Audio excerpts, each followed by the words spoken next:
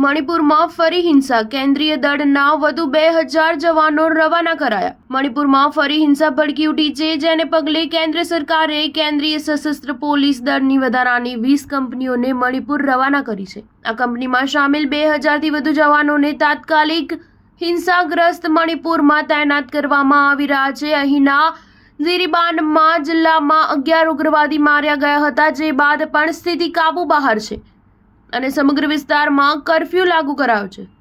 ઝિરીબાનમાં જિલ્લામાં ઉગ્રવાદીઓ દ્વારા અનેક મકાનોને આગ લગાવવામાં આવી હતી. સાથે જ પોલીસ સ્ટેશન પર અને CRPF કેમ્પ પર પણ હુમલો કરવામાં આવ્યો હતો, જેની વળતી પ્રતિક્રિયા દરમિયાન 11 ઉગ્રવાદીઓ ઠાર મરાયા હતા. આ ઘટના બાદ અહીંના મૈતેઈ સમુદાયના 3 બાળકો સહિત 6 લોકો હજુ પણ ગુમ છે.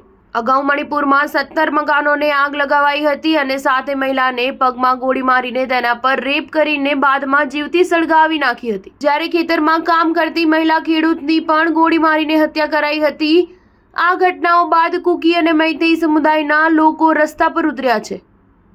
હિંસાની તાજેતરની ઘટનાઓને ધ્યાનમાં રાખીને કેન્દ્રીય ગૃહ મંત્રાલયે એક આદેશ જારી કરીને કહ્યું છે કે તેણે મણિપુરમાં કાયદો વ્યવસ્થા જળવાય તે માટે CRPFની 20 કંપનીઓ તૈનાત કરી છે, જેમાં 15 કેન્દ્રીય રિઝર્વ પોલીસ દળ, 5 સીમા સુરક્ષા દળની કંપનીઓ સમાવેશ થાય છે.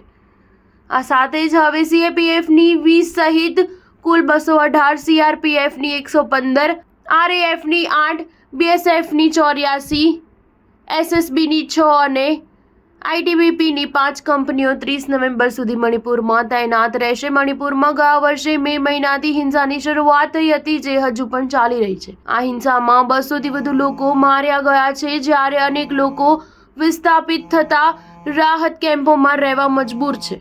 સ્ટાર ન્યૂઝ 7 હંમેશા સચ્ચાઈની સાથે.